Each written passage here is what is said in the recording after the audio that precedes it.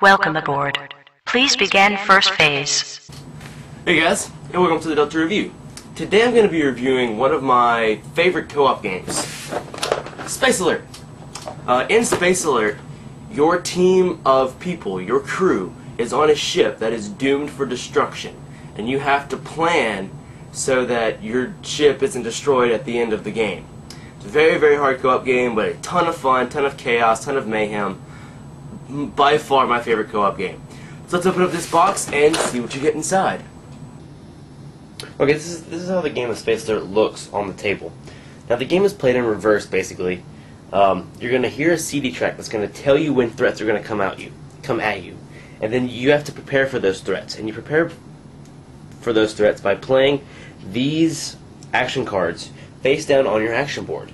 Once the CD is done, then you execute all of your actions on the board, and hopefully you've survived all the threats. With that said, I'm going to teach the game in reverse so that you know what's going to happen after you've completed your mission.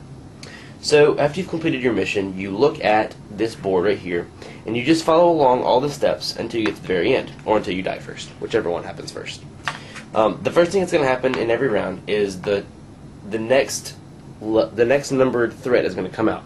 Whenever threats come out, they come out with a number on them, as indicated by a sound like T plus 1 or T plus 3 or whatever. That number is put onto the ship. Then, whenever that number comes up on the action chart, then the threat comes onto the field. Now you know the threat is active and you can attack it. You can make sure that it's attacked. Then you play your Phase 1 cards. Now the cards can do one of two things. Every card has a movement and every card has an action on it. Now there's different combinations of these in the game, but that's what they do.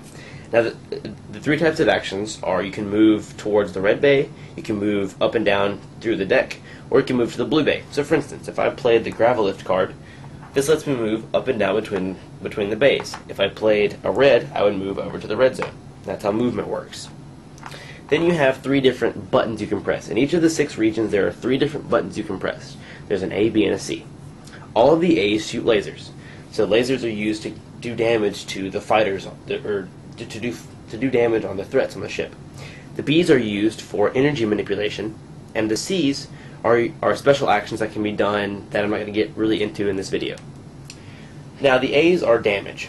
The damage is located on the side of the laser, and each of these blocks corresponds to how far up the trajectory it can shoot.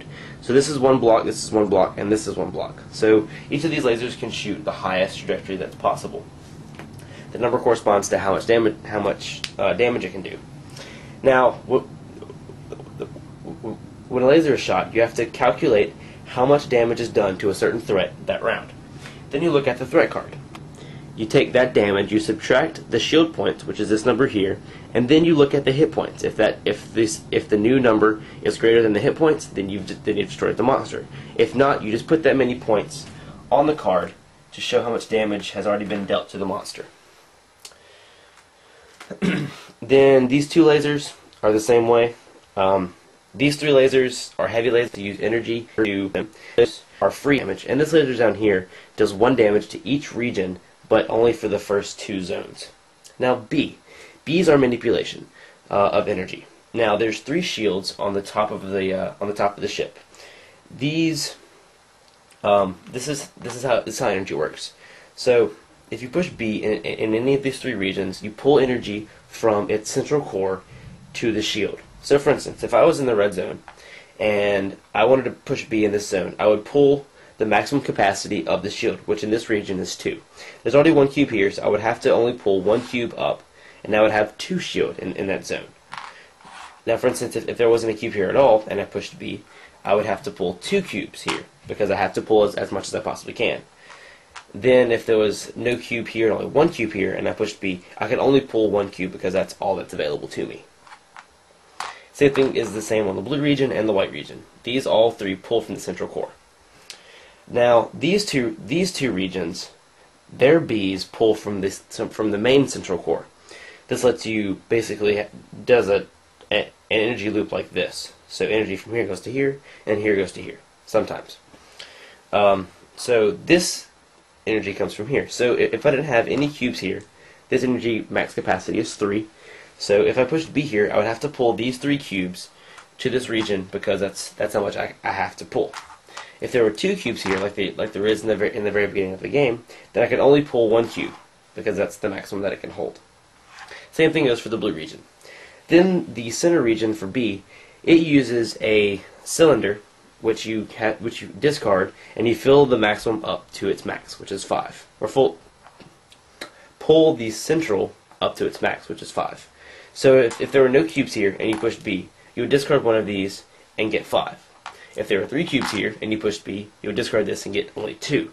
So you have to kind of be wary of how many cubes are in here to when you push these cylinders. It's very, very important. Energy in this game is very scarce, and you have to make sure that you can accommodate for it. Now, after you have executed these actions, then you calculate the damage, like I said earlier, and you put damage on the monsters. Then the threats come forward. There's another icon on the threats, which is the threat, which is the movement, and this number shows how fast the threat moves towards your ship. So this guy has a threat of 2, so you would move this token up 2 spaces, which signifies how close it is to the bay. Now there's also an X, Y, and Z on most of the cards. This corresponds to damage that the threat will do. It also corresponds to the X, Y's, and Z's on the threat meter, or on the trajectory chart. I'm sorry. So once the threats move on or past a certain letter, that's when its ability is activated. So for instance, this destroyer attacks 1 when it hits X. So when it moves past X, it does 1 damage. Now the way damage is dealt with is that it goes through the shields first. So it does 1 damage, but I have 1 cube of shield right here. So I can get rid of this cube and no damage would be dealt. If I didn't have any cubes, then I would take 1 damage. Taking damage, you have to pull at the same region that you were dealt damage. All the 6 tiles are the exact same for all the 6 regions, or all the 3 regions. You pull one and you put it on the ship. What these do is they basically just reduce the power of most of the areas on the ship, either by energy capacity or power of the laser or something like that. Now this is the way to lose the game. If you do 6 damage to any one of the 3 zones, then your ship is destroyed. The other way is basically if there's a threat that comes onto your ship or boards your ship, kills your ship, that's another way to lose. Okay, so just to do a fast recap. When you start the game, you're going to set up the game and you're going to play the CD. This will tell you when these threats come onto the field. So it's going to say something like this. Time T+1. Threat in zone blue. Repeat. Time T+1. Threat in zone blue. And that would mean that at T+1, this card would come out. And you look at whichever zone it said. So if it said zone white, then you would put the card next to zone white, and that's what zone it comes out for. If it said zone blue or zone red, whatever. So then with that information, then you have to prepare for it. So that's what this is for. You prepare what you do, or what you will do in this phase, which is what I just explained earlier. So that's really the main flow of the game. You're gonna get the threats out. You're gonna prepare everything. All your board's gonna be face down. Then once the CD is completely over with, then you can't change anything else. You just execute, going step by step, what you did during the game. Now, just a quick run through of the C's. The C's basically are just specialized stuff. These 2 C's give you robots, which lets you deal with other threats that come with the game. You can shoot off rockets here, and then you can fly off into space right here with some Operation ends in fighter 5, pilots. 4, 3, 2, 1. Mission complete. Good luck. So what did I think about Space Alert? Well, first off, it is a hard game. It is really hard to not to comprehend, but to understand what needs to get done in the ship. A lot of the main strategic components of the game is trying to figure out how the energy is going to be dispersed amongst the ship. Also, turn order is very, very important in this game because of the energy. So you have to make sure that you know who is going before whom in the game, so you can get the energy right. You can shoot lasers together. You can get all the threats taken care of before the ship is destroyed. With that said, some people are going to be turned off by the fact that it is so chaotic and so real time, and you have to think on your feet, that kind of thing. But overall, I think Space Alert is one of the best, if not the best, co-op game on the market right now. So if you want to pick up Space Alert, go ahead and go to bestdanggames.com for the best online games and services.